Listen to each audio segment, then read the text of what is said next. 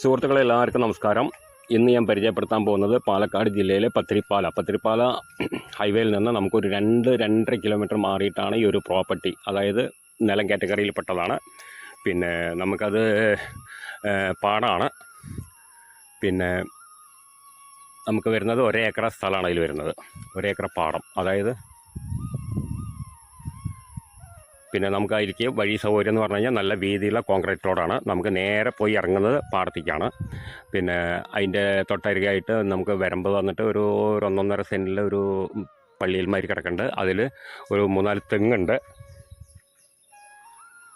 3-4 തെങ്ങുണ്ട്. അതുകൂടാണ്ട് പിന്നെ പള്ളി, നമുക്ക് നിസ്കാര പള്ളിയൊക്കെ ആയിട്ട് തന്നെ ഉണ്ട്.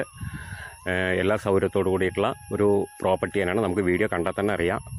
വഴി സൗകര്യവും കാര്യങ്ങളൊക്കെ ഉണ്ട് അതിലേക്ക്.